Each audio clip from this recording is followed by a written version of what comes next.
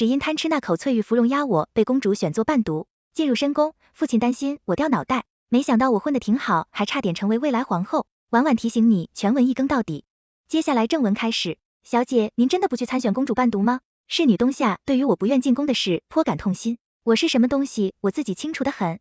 平时和爹爹读些医书够用了，对于那些知乎者也，我是一概不懂且十分头疼的。可是宫中有翠玉芙蓉呀，2年前母亲带我进宫时吃过，我爱得不得了，我不能为5斗米折腰，但是翠玉芙蓉鸭怎么能一样呢？多犹豫1秒都是对翠玉芙蓉鸭的不尊重走。于是我叫冬夏迅速备马，终于赶在皇后和公主到达前入座宾客席。来参选的人大多是达官贵族的小姐，虽然才10岁左右的年纪，却打扮得花枝招展，活像一只只花蝴蝶。想到这，我不禁失笑，你笑什么？这时一个人影突然窜到我前面，带着疑惑定定的叮嘱，我看这绝对是全场最亮眼的蝴蝶。我只敷衍他说这芙蓉鸭好吃。他似乎不解反望向我腰间的香囊，这个好香，能给我一个吗？这是我的太医爹爹亲自给我调的香，具有安神定气的作用，当然好闻。我毫不犹豫答应下次见面送他一个，这当然只是客套话了，因为我敢肯定我们不会再有下次见面了。然而下一秒就被啪啪打脸了。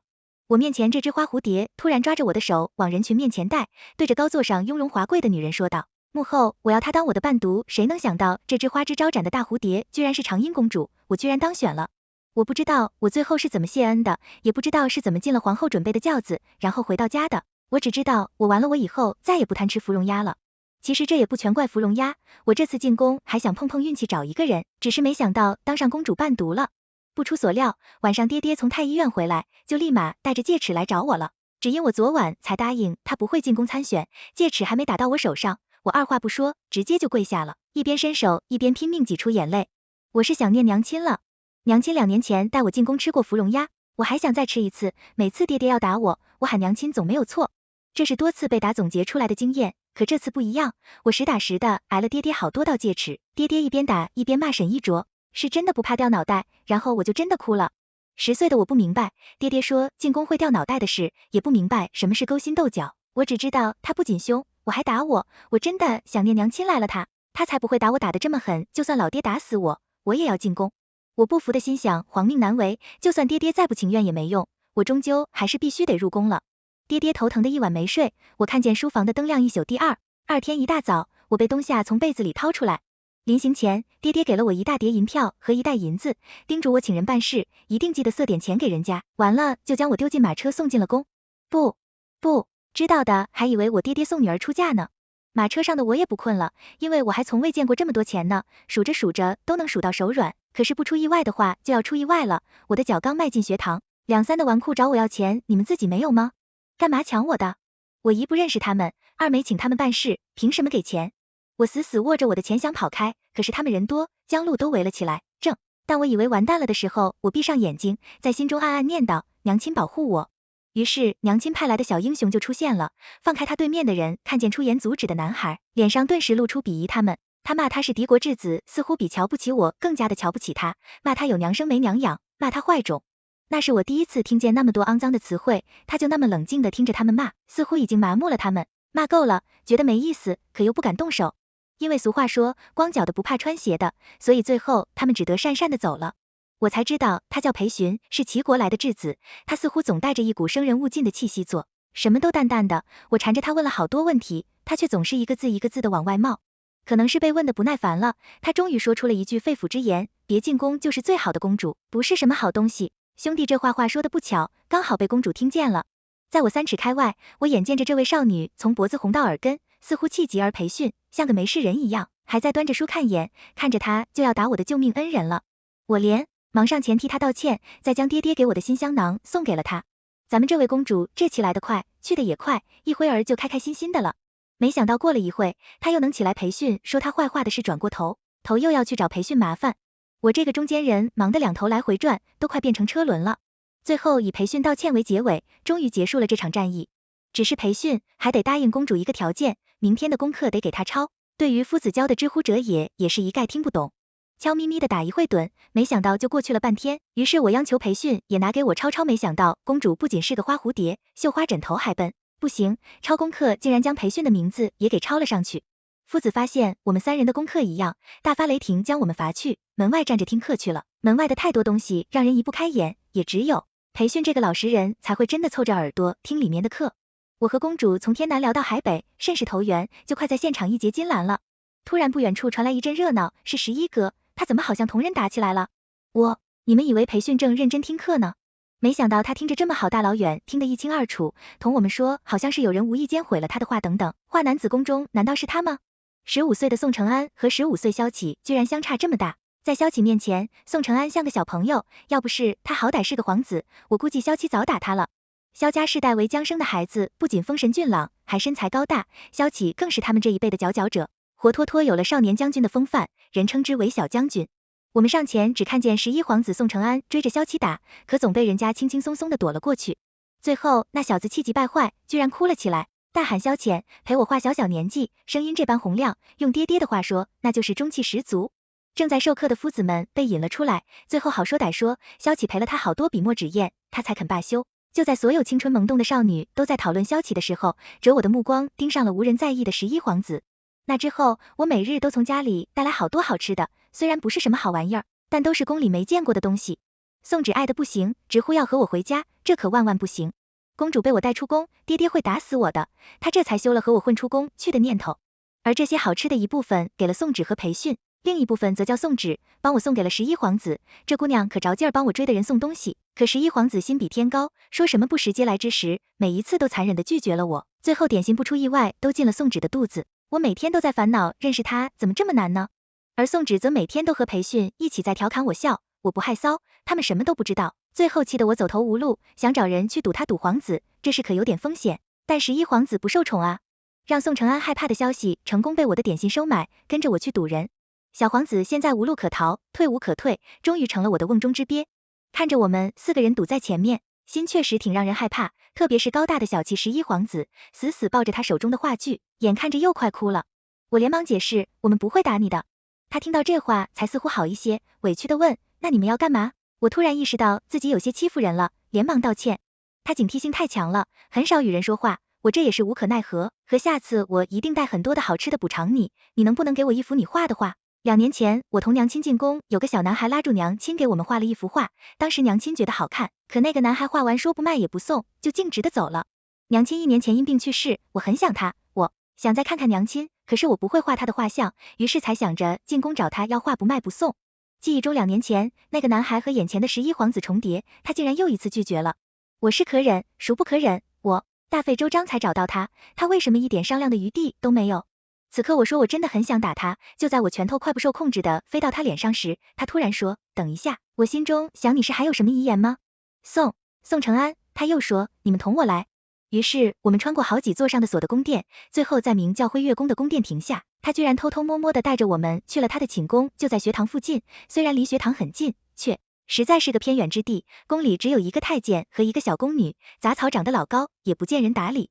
我们进屋后，他就开始神神秘秘的翻箱倒柜，最后拿出一张画展开给我们看，就是画的，我和娘亲可画中娘亲的脸已经模糊了一大块。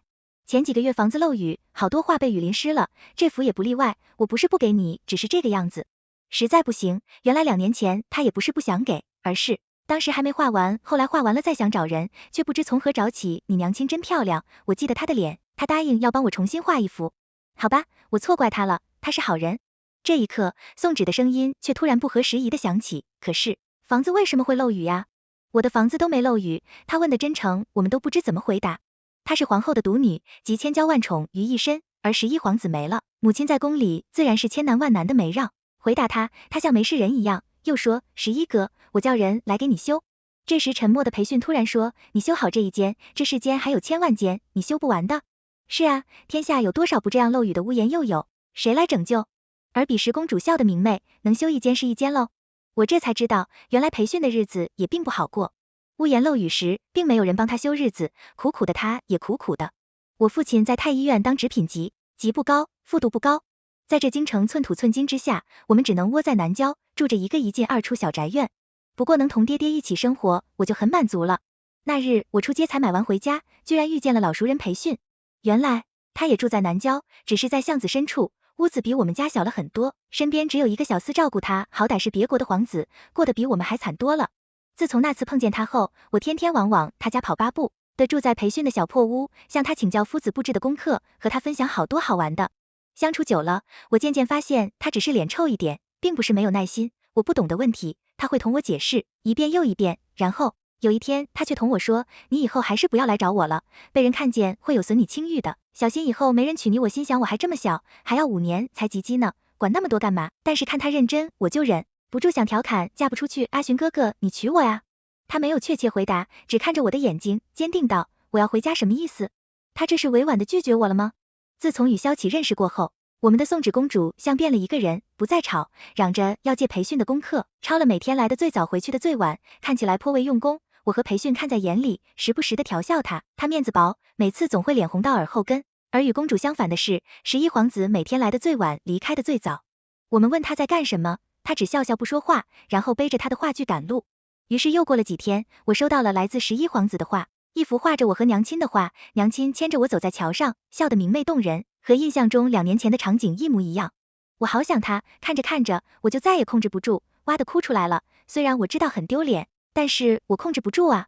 一旁大家手忙脚乱，不知怎么安慰我。宋芷最是粗暴，一把将我带入怀中，拍拍我的头，学着他母后安慰他的样子。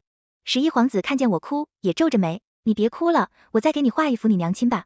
萧启最是神经大条，你别哭，我可以送你一把剑，就算你娘亲不在了，也没人敢欺负你。于是躲在宋芷怀里的我哭得更大声了。宋芷气得瞪了萧启一眼，小将军不会说话，可以不说，只有裴寻站在角落，一言不发，不知在想什么。裴寻没来安慰我，我突然有生他的气，觉得他还是没有真的接受我，别把我当朋友。于是后来我好几天都没再去找他，我越想越多，后来我就更加不知道该怎么面对他了，最后还是他来找我培训。带着一篮子的水果登门的时候，我正在犹豫要不要去找他，那篮子水果可能是他能拿出的最好的东西了。他同我解释，我什么都没有，我不会画画，没有钱铸剑，我连家都没有，我不知道能给你什么。看着他这个样子，我真的想打死我自己，我怎么能生培训的气呢？培训这么好，我赶忙向他道歉，说我太娇气了。在我心里，培训不再只是朋友，还变成了亲人一样的存在。我暗暗发誓，以后一定会尽力保护他。生活如火如荼的继续进行，不知道是什么原因，让11皇子认为只有我能欣赏他的画，于是他画了一幅又一幅，送给我，有好多张娘亲的，也有我的，甚至还有我爹爹的他在宫里特意装病，叫下人去太医院，叫我爹爹来给他看病，然后再偷偷画下来的。听宋芷说这件事时，我们几个都笑得停不下来，而学堂外地玉兰花开了，白了开，一晃便过了5个轮回。这5年里，我同11皇子越走越近，每次同宋芷说到未来婚嫁之事时，我第一个想到的总会是宋承安。少年热烈张扬，满心都是理想。他说未来他要出宫画画陪我，陆云游行亦不是一个郑重的承诺，我却记了很久很久，5年还能改变很多很多，可以把小孩变成一个大人。我们都陆续成年，却只有萧启最为出色，已经开始在宫中领了禁军职务了。谁人见了不得赞叹一声，小将军好才貌，终于到了我的及笄里。宋子同他母后求了好久，才将他放出宫来给我当赞者。邻里乡亲见公主皇子都来为我见礼，都同父亲夸好福气儿。现在父亲也不会再担心我掉脑袋了。旅程过后，父亲突然将培训拉了过来，你们2个一起玩着长大，培训这孩子我最是放心，早已当家人一样对待。今天在这里，我希望大家一起见证一下，让这2个孩子结拜。我很惊喜，觉得这是今天最开心的事，给我穿上漂亮的及笄礼服都还要开心。我后来才知道，培训早就答应父亲了，可为什么我觉得他没有很开心，似乎藏着心事。我问他怎么了，他只说想回家了。不久后，前线传来战报，说是又要开战了。培训身为质子，身份尴尬，到了这种时候更是没人尊重他亲。邻居把垃圾倒在他家门前，小孩拿石头将他房顶打烂，却请不到人来修。街上买不到一把好菜，即使他从小就在晋国长大，我和爹爹从那以后每天去看他，又给邻居送了点东西，说好话，这时才稍微消停。培训拉着我叫我别告诉他们几个，他不想别人多管闲事，其实是因为几年前11皇子和公主求情，求到陛下面前去了，陛下没说什么，但皇后将2个人打得哭天喊地，公主还好1-2天之后又活蹦乱跳了，只可怜了宋承安半个月不能起床画画。这还是后来萧启无意间透露给我们的，我知道培训是不想连累好朋友，只是说前线战事吃紧，我们谁都没想到萧启也要走了。可是公主的荷包还没绣完。那是一个寒冷的冬天，我们坐在屋内烤火，却感受不到一点温暖。宋芷看着身穿盔甲的萧启，眼看着眼泪都要下来了，终于还是没说什么话，只将我拉进了宫。这一夜我陪着他一夜没睡，看他笨手笨脚的绣了一夜，手上数不清的伤口，冒着血滴，他却浑不在意，只是将萧琪骂了好多个来回，他也不早说，害本宫这么着急，萧琪老娘不会再原谅你。眼看着天边露出云度，白送纸终于绣好了一对鸳鸯荷包，还将一对纸条放进了2个荷包神秘密的，都不让我知道写了什么。这2个他可以换着带便宜他了。萧浅终究没能收到2个荷包，我们在出宫的路上被皇后堵住了，皇后责骂他没有公主的样子，将他辛苦绣了一夜东西抢走，更是不让他出宫。无论他跪在地上怎么哀求，都不为所动。幸亏我们留了后手，出门前送纸就将其中一个荷包塞到了我手上，也只有碰到和萧琪有关的事，莽撞的小公主才会变得细心，可她终究没能见萧琪最后一面。我看着她被皇后的人押着带走，哭得撕心裂肺，我转身就向皇宫外跑去，一边跑一边想，快一点，再快一点，一定要将这个交到她手上。凛冽的东风吹在我脸上，竟然出了满身热汗，终于还是赶不上了。等我驾着马车出城门，大军的尾巴早已不见了踪影。我一时怔愣，他真的走了吗？握着手中的荷包骂死萧浅，就不知道等等我们吗？只是骂得越狠，我就越想哭。小姑娘别哭啊！一旁穿着盔甲的萧浅不知道从哪突然冒了出来，他真的在等好歹多年之交，你们一个都不来送我不太好吧？要是再等不到，我都想上你们家一个个敲门了。原来昨晚他们3个喝了一夜的酒，那2个已经醉得不省人事了，被将军府的人抬回了家。我将手中的荷包塞给他，和他解释公主来不了的原因。这么丑，这肯定是公主绣的，这死东西还是这么一如既往的不会说话，只是他望向皇宫方向的眼神出卖了他。他临行前给了我2把剑，凤鸣是给公主的，另一把青霜是多年前答应给我的。我看着少年踏着马远去，背影张扬热烈，终是没入了青山，无了踪迹。小将军平安归来。1个月后，我再次见到宋芷，他又恢复了往日的古灵精怪，握着宝剑来来回回在我家院子里耍了好久，也不嫌累。他最后还是没能忍住，同我说了纸条里他写了什么，我会等他5年后，他再不回来，我就同别人成亲。他剑指虚空，强劲有力。我真希望这样平静的日子再久一点，这样好的时光再多一点，可是陛下生病了，病得很突然，那是和平常一样的深夜，爹爹突然被召入宫，没过多久，在宫门外等着的车夫就急匆匆跑了回来。宫变了，我不放心，爹爹只能跑去找裴训。他告诉我是靖王，想要趁乱夺权，陛下没立太子，属靖王势力最大。可陛下向来不喜欢靖王行事作风，在朝廷上多次批评他行事狠戾，他是怕陛下去世继位圣旨上的不是他，所以以清君侧的名义发动宫殿。我果然永远可以相信，裴训虽是质子，却终究是皇子，流着皇族血脉。这些年，他好像在我看不到的地方逐渐有了自己的势力，他好像从来就不需要我保护，我不害怕，只是感到欣慰。我的人仪已经将宋承安保护好了，公主那边有皇后的人保护，不会有事。义父在陛下那边，宫中最后一道防线不倒，就不会有事，即使到最后时刻，我的人也会奋力营救的。他沉着冷静，让人心安。此刻别无他法，我们也只能静候佳音了。于是我在裴训家等了一夜，听着暗卫来来回回的汇报着宫中的最新情况，终于风停了，听到大家都没事，我眼皮终于还是支撑不住了，沉沉的睡了过去。再次醒来，我发现变天了。父亲因为救驾有功被加官进爵，人还没到家，赏赐就一箱一箱的搬进来了。晋王宫变失败杀，还有很多年幼皇子皆死于这场宫殿，于是11皇子宋承安摇身一变，变成了太子。我知道我们年幼的梦再不可能实现了，宫殿过去1天，陛下终于还是坚持不下去了。夜半有时驾崩继位，一诏平平，稳稳地是落进了11皇子手里。这是萧齐走后的第3年，宋承安成了晋国的皇帝。又过了一段日子，公主变成了长宁长公主，终于能够出宫自荐了府邸宋。正只用为先帝守孝为由，拒绝了一切他母后为他精心挑选的驸马，只一心等着他的将军。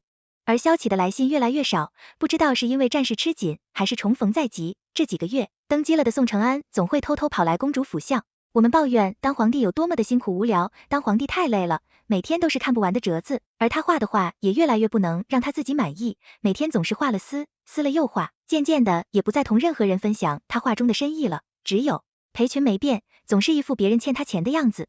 其实了解他的人都知道，他只是表情臭，心眼不坏，甚至对人很好。最近他还变得爱笑了，偶尔我们说到什么好笑的，他也会偷偷笑我们，知道是因为宋承安说再过段时间我就叫人送你回家。终于他念叨了10多年，马上就能如愿了。大家背着他偷偷给他准备了好多东西送纸。这些年的绣工也是越来越厉害，给裴梅寻绣了好多奇形怪状的娃娃，却总是对自己的作品不满意。这个不要绣错了，这个也不能要，太丑了。我要送给裴训天下第2好的，我们都希望他以后看见这些东西能想想起大家想起在晋国的日子最好能回来。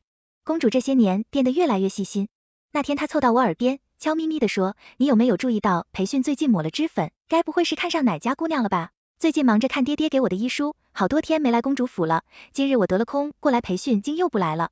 第二天我见到她，果然抹了口脂，她皮肤本就白皙，在夏日阳光的照射下更是白得发亮。我先入为主，觉得她八成是看上谁家姑娘，最近才这么打扮，于是打趣道义兄，何时给我带个嫂嫂来给我们瞧瞧？我和公主哈哈大笑。宋承安虽成了皇帝，面前还是没个正形锤的培训，胸口一拳还是不是兄弟，居然连我都不说。然后故意开玩笑的说道，明天我就下旨将你赶回你家去培训。被他锤得连连咳嗽通红，这个脸一边笑一边说，你们想看明天我就带来培训，这个坏人食言了，他还是没有将那个女孩带来给我们看。而宋承安说，宋质子回国的圣旨马上也要下了培训，他说他最近很忙，忙着收拾行李，都没时间来公主府，从我们喝茶对弈了。我和宋芷暗地里调笑，他那个小破屋有什么可收拾的，却也是实在为他感到心酸。我们为他准备的礼物也都准备的差不多了，东西林林总总装了3辆大马车，都快溢出来了。宋芷还是觉得不够，去把我卧房那个夜明珠也拿来吧。他说过像月亮，希望他在齐国看见能想起晋国的月亮11哥给我们画的画，也让他拿走吧，我怕他将我们忘了，他不是也喜欢吃翠玉芙蓉鸭吗？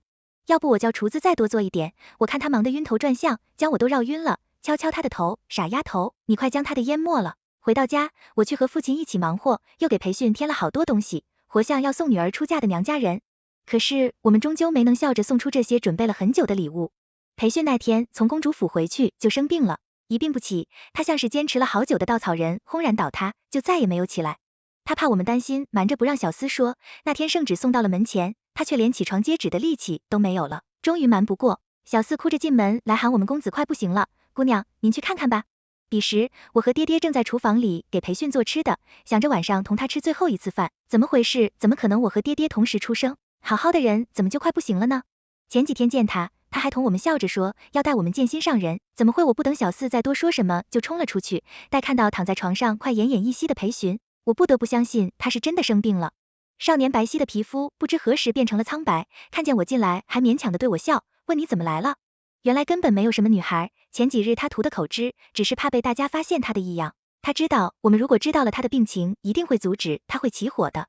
小厮说他早就病了，却一直拖着爹爹，说是萧可及现在已是药石无医，无力回天了。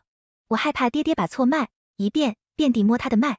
裴雄无奈抓住了颤抖的手，乖，别摸了，没事的，没事，怎么会没事呢？我再也忍不住伏在他身上，闷声哭了起来。喂，我还没死呢，先别哭啊。他的声音虚弱的在我头顶响起，我已经没有心情回应他的打趣了。爹爹拿出了毕生所学，写废了好几张药方，终于写到满意的宋承安和宋芷也来了，守在他床前陪他说话。1日过后，人终于清醒了一点，知道是不是药起了作用，我宋芷还有爹爹轮流守着他。宋承安毕竟是一国之君，还有更多事等着他去处理。夜深了，他就感觉越发清醒，居然挣扎着爬起来坐着，跟我说了好多以前的事，出入宫时帮我赶走那帮纨绔，我们一起被父子罚站，还有他教我功课时，我总是笨笨的问个不停。他说完这些，感觉整个人都放松了许多，也轻轻的叹了口气，我怕他口渴，转身给他倒水。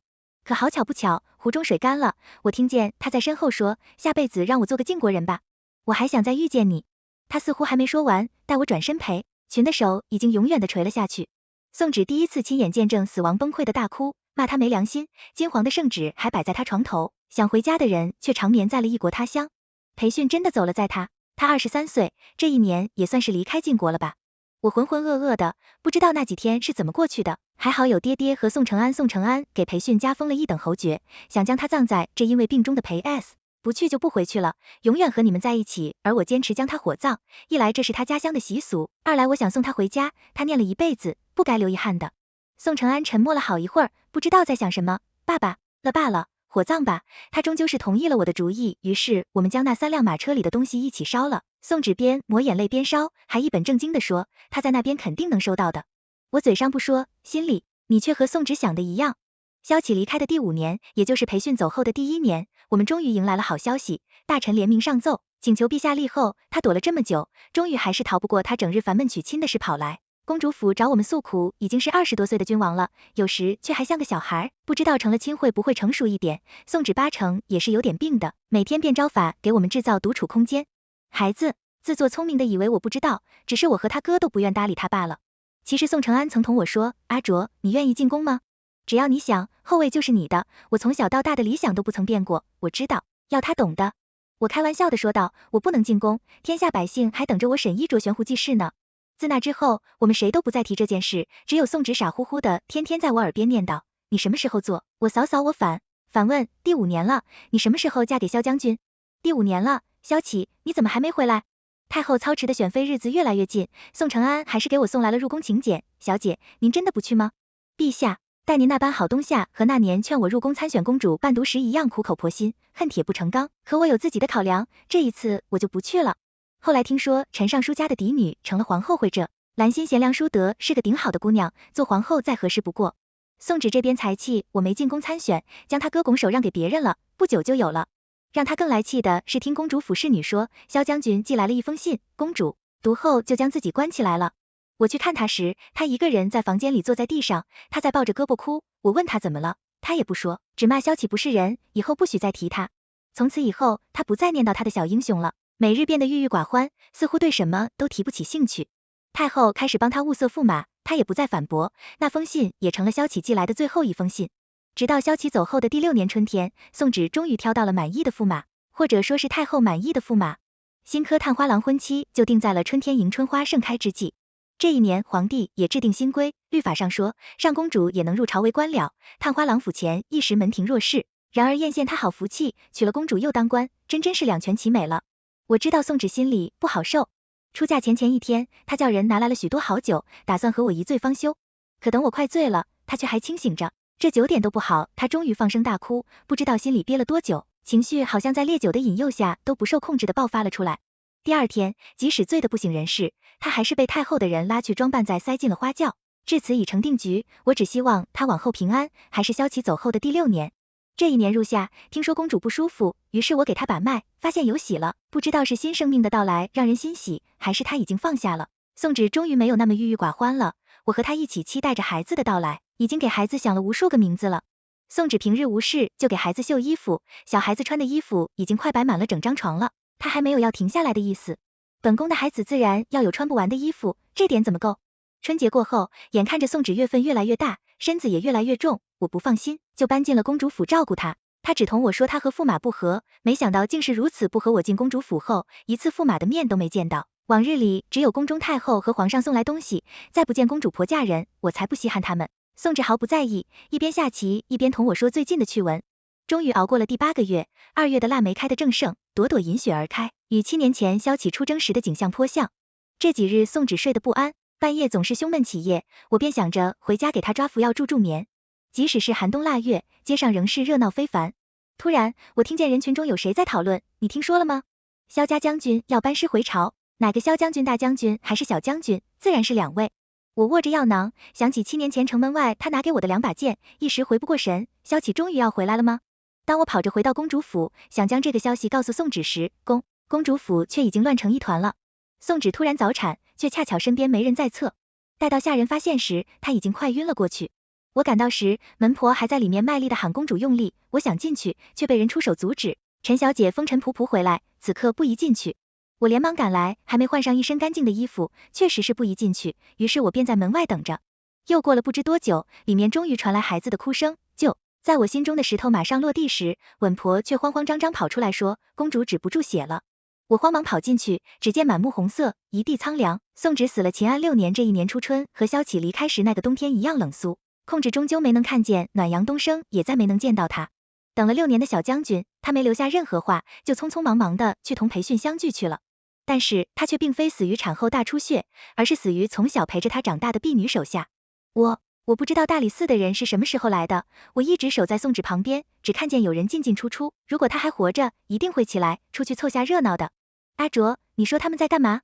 可是有新鲜事，的木香花凋谢在了它本该盛开的季节，那满墙的热闹宋芷却再也不能窥探。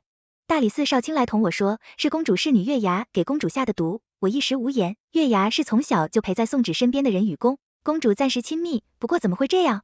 接着驸马一家都被抄家了，我才从市井街巷中听到传闻，驸马与公主侍女暗通驱款，联手给公主下毒。公主常吃的药膳与那1日的安胎药中的一些成分相生相克，能使使人早产悄无声息。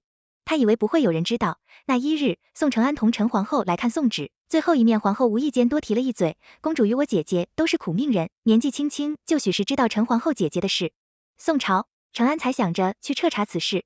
我将凤鸣剑放入棺椁，陪着公主下葬后，就再没出过家门，只整天在书房里琢磨医书，和往日在公主府时一样，只是旁边再没了同我调笑的宋芷我常想要是我能冲进去，宋芷会不会就不会死了？